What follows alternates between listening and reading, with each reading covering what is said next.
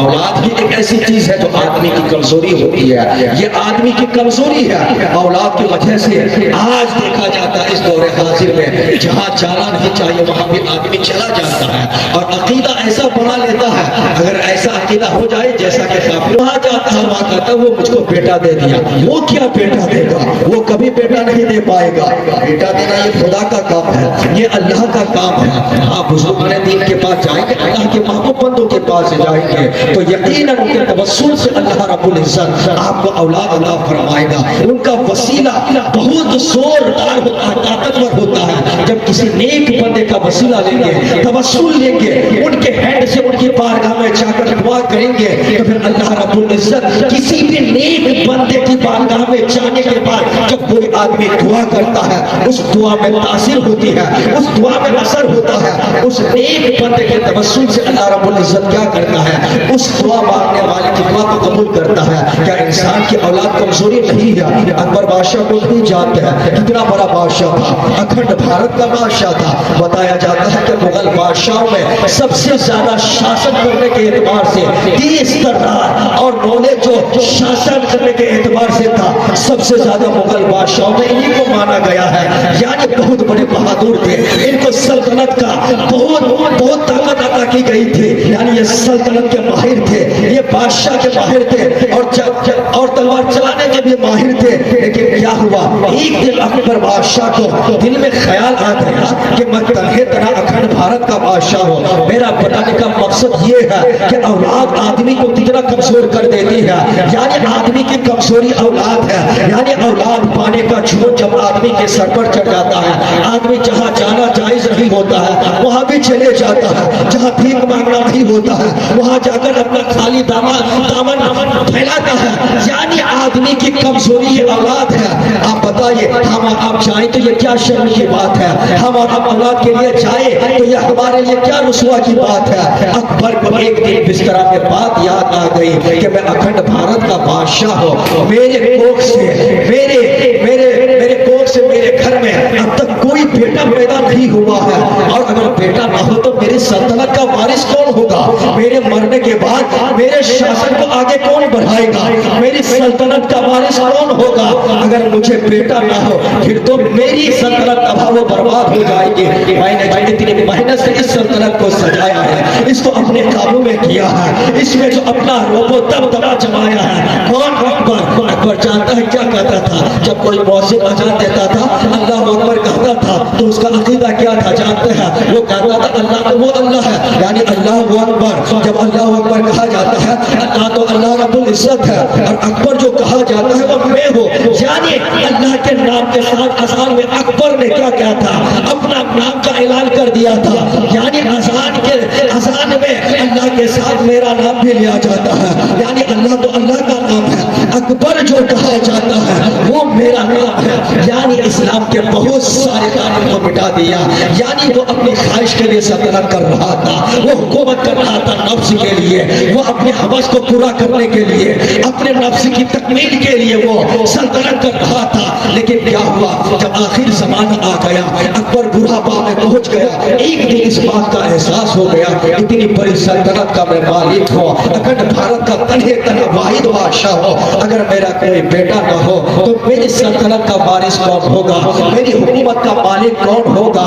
اس کے بعد جب اس بات کا احساس ہوا تو وہ اکبر کسی کے پاس نہیں بولتے تھے، اسی لیے وہ اپنے آپ کو دادا کہتے تھے، یعنی لوگ ان کے پاس آ کر مانگتے تھے۔ اب بتائے جو اپنے آپ کو خدا کہے، جو اپنے آپ کو دادا کہے، اب اگر وہ کسی کے پاس جا کر ہاتھ پھیلائے گا تو کیا یہ شرم کی بات نہیں ہے، یہ رسوائی کی بات نہیں ہے۔ اکبر بادشاہ شرم کے مارے سے کبھی بھی اس بات کو کسی کے سامنے دربار میں ظاہر نہیں کر رہا تھا، لیکن اس کا ایک جو خادم تھا، ایک جو وزیر تھا، بہت چالاک تھا، بادشاہ کے دلوں کی باتوں سے واقف تھا، وہ کہہ رہا تھا بادشاہ کے سامنے ایک دن دربار جب خالی ہو گیا، کہا آپ سے ایک بات کہنا چاہتا ہوں، کہنے میں بھی ڈر لگتا ہے، اگر آپ اجازت دے تو میں کہہ دوں، لیکن آپ اپنی زبان سے اس بات کو کہہ نہیں پا رہے ہیں، دل میں وہ بات آپ کی یاد آ رہی ہے۔ اکبر نے کہا کیا بات ہے، بتاؤ بتاؤ۔ اس آدمی نے کہا، اس وزیر نے کہا بات یہ ہے کہ آپ اتنی بڑی سلطنت کے مالک ہیں، آپ کو اس بات کا بار بار احساس ہوتا ہے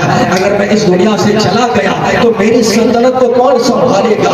آپ کے دل میں یہ بات بار بار یاد آتی ہے، لیکن آپ دربار میں کسی کے سامنے زبان کھول نہیں پاتے ہیں۔ یہی سچائی، یہی حقیقت ہے۔ اکبر نے کہا صحیح تم نے چاچا ہے، صحیح تم نے انومان لگایا ہے، مجھے بھی یہی فکر لاحق ہوئی ہے۔ اب میں بھی یہی سوچ رہا ہوں کہ اب میرا آخری زمانہ آ گیا ہے، اگر میری کوئی بیٹا اولاد نہ ہو تو پھر میری سلطنت کو کون سنبھالے گا؟ اس نے کہا اسی لیے کہ جو دربار ہوتا ہے جہاں اچھے لوگ ہوتے ہیں وہاں خراب لوگ بھی ہوتے ہیں، جہاں خراب ہوتے ہیں وہاں اچھے بھی کچھ لوگ ہوتے ہیں۔ اکبر کے دربار میں کچھ اچھے بھی تھے کچھ خراب بھی تھے، لیکن اکبر نے جب اس بات کو کیا کیا درباریوں کے سامنے اظہار کیا تو اکبر کے درباریوں نے کہا آپ مانگنے جائیں گے کسی کے پاس؟ آپ تو خود داتا ہے، آپ تو دوسروں کو دیتے ہیں، آپ کسی کے پاس جا کر اپنا دامن پھیلائیں گے؟ یہ تو شرم کی بات ہے۔ بادشاہ آپ کا نام مٹ جائے گا، شرم سے سر جھک جائے گا۔ لیکن اس کا جو وزیر تھا بہت سچا تھا، بہت اچھا تھا، وہ کہا کہ نہیں فتح پور سیکری چلے جائیے، وہاں شیخ سلیم چشتی ہے، وہ شیخ سلیم چشتی کا زمانہ تھا، وہ فقیر ہے، وہ درویش ہے، اللہ کا نیک بندہ ہے، وہ کوٹھری میں رہتا ہے، جھوپڑی میں رہتا ہے، لیکن جھوپڑی میں رہنے کے باوجود اللہ کی سلطنت کا مالک ہے، وہاں جاؤ گے تو واپس خالی نہ آؤ گے۔ جب یہ بات دربار میں پھیل گئی کہ اکبر کے وزیر نے مشورہ دیا ہے شیخ سلیم چشتی کے پاس جانے کے لیے، لوگوں نے مذاق بنانا شروع کر دیا، آپ جائیں گے مانگنے کے لیے ایک فقیر کے پاس جس کو صبح کا ناشتہ ملتا ہے تو شام کا کھانا نہیں ملتا ہے، جن کے پاس رہنے کے لیے محل نہیں ہے، جن کے پاس سونے کے لیے اچھا بستر نہیں ہے، آپ اکبر اعظم ہو کر ایک فقیر کی بارگاہ میں جائیں گے، ایک فقیر کے پاس جا کر کوچن کریں گے؟ یہ شرم کی بات ہے، یہ شرم کی بات ہے۔ اکبر نے کہا نہیں نہیں، تم لوگ سمجھ نہیں پاؤ گے، لیکن کچھ لوگ بہکانے لگے، جو خراب لوگ تھے بہکانے لگے، لیکن جو ان کا وزیر تھا وہ کہا میرا دل کہتا ہے اگر آپ سلیم چشتی کے پاس جائیں گے تو اللہ رب العزت آپ کی مرادوں کو ضرور پورا کرے گا۔ آپ جائیے ایک بار سلیم چشتی کے پاس، فتح پور سیکری جائیے، وہاں بڑے بڑے بادشاہ آتے ہیں، بڑے بڑے سکندر آتے ہیں، بڑے بڑے شہنشاہ آتے ہیں، اگرچہ دیکھنے میں فقیر ہو مگر وہ ظاہری طور پر فقیر ہے، مگر اپنے دامن میں بہت سارے سلطنت کو سمائے ہوئے ہیں۔ وہاں جا کر ایک بار دیکھو، ایک بار جا کر اپنے مرادوں کو مانگو، اپنے دل کی بات کو ایک بار زبان پر لا کر رکھو۔ اللہ اکبر۔ اس کے بعد کیا ہوتا ہے؟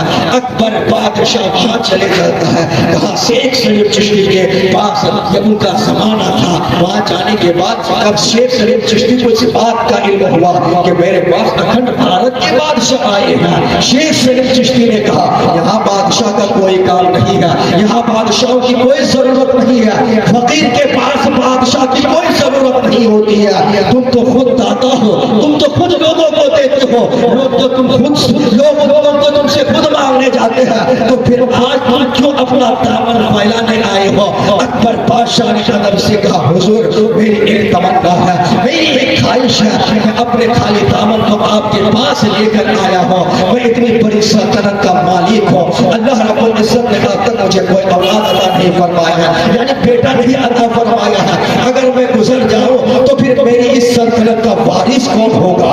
اس کو سنبھالے گا کون؟ اس کا رکشا کرے گا کون؟ اس لیے میں آپ کی بارگاہ میں آیا ہوں تاکہ آپ مجھے اللہ رب العزت کی بارگاہ سے اولاد عطا فرما دے۔ آپ کا بڑا احسان ہوگا، آپ کی کرم نوازی ہوگی۔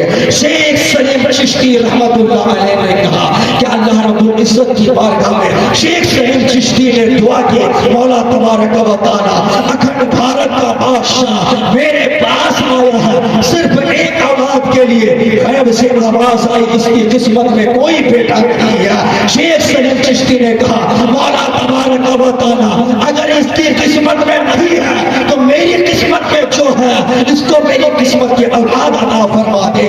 اللہ رب العزت کی بارگاہ سے آواز آئی میں نے تیری دعا کو قبول کر لے۔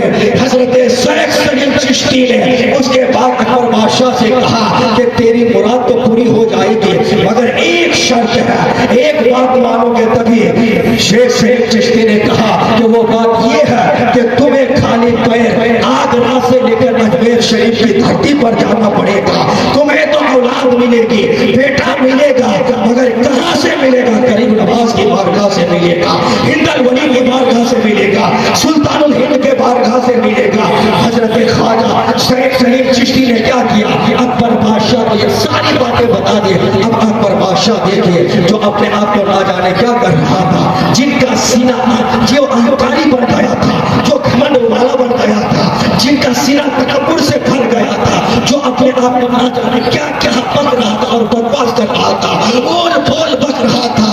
لیکن جب عاجزی سے انکساری سے اپنے آپ کو جھکا کر اپنے آپ کو چھوٹا سمجھ کر شیخ سلیم چشتی کے بارگاہ میں پیش کیا ہے, تو شیخ سلیم چشتی کے توسل سے اللہ رب العزت نے ان کو بیٹا عطا فرمایا ہے. اس کے بعد کیا ہوا, تاریخ نے یہ نظارہ دیکھا, تاریخ نے اس بات کو پڑھا کہ اکبر بادشاہ آگرہ کی دھرتی سے پیدل چلتے ہوئے اجمیر شریف کی دھرتی پر پہنچا ہے. لاہور لشکر ہے, سپاہ ہے, وزیر ہے, منسٹر ہے, لوگ کہہ رہے ہیں آپ کہاں جا رہے ہیں, آپ کو بے وقوف بنایا جا رہا ہے. اگر آپ کو ملنا ہوتا تو فتح پور سیکری سے اولاد مل جاتی, اجمیر جانے کی کوئی ضرورت نہیں تھی. لیکن اکبر بادشاہ نے کہا نہیں نہیں نہیں, شیخ سلیم چشتی کی زبان سے جو بات نکلی ہے وہ بات کبھی بدل نہیں سکتی ہے. وہ اللہ کا نیک بندہ ہے اور انہوں نے مجھے راستہ بتایا ہے, توسل بتایا ہے. بھارت کے راجا کی بارگاہ میں جاؤ, وہاں جا کر تمہیں اولاد ملے گی. پتا چلا ظاہری طور پر کوئی بھی بھارت کی کرسی پر بیٹھے,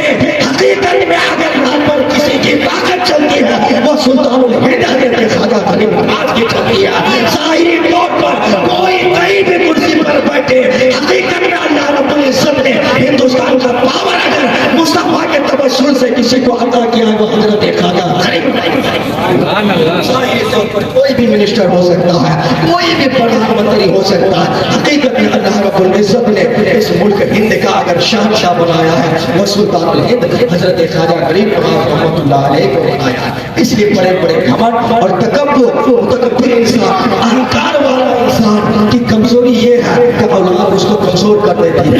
اولاد کی خواہش ہے, اولاد کا بھوت سوار ہو جاتا ہے, آدمی کبھی یہاں بھاگتا ہے, کبھی وہاں بھاگتا ہے, کبھی وہاں بھاگتا ہے. یعنی انسان کی کمزوری کیا ہے, اولاد ہے. پھر اللہ رب العزت اولاد دیتا ہے تو اس اولاد کی اچھی تربیت نہیں کر پاتا ہے, اچھی پرورش نہیں کر پاتا. 4 بیٹا ہے, 10 سال کا, 8 سال کا, 6 سال کا ہے, 5 سال کا ہے. ایک بیٹا ادھر گھوم رہا ہے, دوسرا بیٹا ادھر گھوم رہا ہے, کوئی گٹکا کھا رہا ہے, کوئی بھیمل کھا رہا ہے, کوئی تمباکو کھا رہا ہے. یہ 8 سال کا بچہ جب گٹکا کھائے گا, ان چیزوں کو کھائے گا تو ان کا پھیپھڑا ختم نہیں ہوگا, ان کی کڈنی فیل نہیں ہوگی. کیا باپ ہونے کے ناطے اپنے اولاد کی تربیت نہیں کرتا ہے, اپنے اولاد کو ڈانٹتا نہیں ہے. پھر جب بیٹا بڑا ہو جاتا ہے اس بیٹے کی بھی اچھی تربیت نہیں ہے, اچھی پرورش نہیں ہے. آپ بتائیے جب ہمارا سماج, ہمارا معاشرہ, ہماری سوسائٹی جب ایسے لوگوں سے بھر جائیں گے جس کا نہ اخلاق اچھا ہو, جس کا نہ کردار اچھا ہو, جس کا نہ رہن سہن اچھا ہو, جس کا نہ لباس اوڑھنا اچھا ہو, جن کا نہ چلنا اچھا ہو, جن کا نہ کھانے پینے کا طریقہ اچھا ہو, جن کا نہ پہننے کا طریقہ اچھا ہو, جن کا نہ بال کٹوانے کا طریقہ اچھا ہو, یعنی کسی اعتبار سے بھی مصطفیٰ کی شریعت کا پالن کرنے والا نہ ہو, ان کو فالو نہ کرتا ہو, تو آپ بتائیے کیا ہمارا سماج کبھی مصطفیٰ کی سنت کا پالن کرنے والا ہو سکتا ہے؟ یعنی 99% جب ہمارے بیٹے اور ہمارے نوجوان اور ہمارے بزرگ مصطفیٰ کی سنت کا قاتل ہے, ہتھیارہ ہے اور ان کو مدد کرتا ہے, تو آپ بتائیے کون مصطفیٰ کی سنتوں کو زندہ کرے گا, مصطفیٰ کی سنتوں پر کون عمل کرے گا؟ اس لیے مصطفیٰ کی سنتوں کا پالن کرنے والا وہی ہوگا جس کے اندر اچھا شکشا ہوگا, اچھی تعلیم ہوگی, اچھی سوچ ہوگی, اچھی فکر ہوگی, اچھا خیال ہوگا, اچھے افکار ہوں گے, اچھے نظریات ہوں گے, اچھے اعتقاد ہوں گے. یعنی باطل نظریات کا جب جنازہ نکل جائے گا, اچھے افکار آئیں گے, سماج میں سنتوں پر عمل کرنے والوں کی ایک جگہ سماج کیا ہے, ہمارا جاہل انایجوکیٹڈ لوگوں سے بھر گیا ہے. اسلام کی تعلیم کے نام پر کچھ نہیں ہے, بس یہی ہے کہ کبھی کبھار جمعہ میں آتے ہیں, جمعہ کی نماز پڑھ لیتے ہیں, اس کے بعد کیا ہے, اس کے بعد بھاگ جاتے ہیں. اتحیات پڑھنا واجب ہے, نماز ہوئی نہیں سکتی, ہزاروں نظر جائیے, سسٹم یعنی بادل ہو, اس کے بعد بارش ہوتی ہے.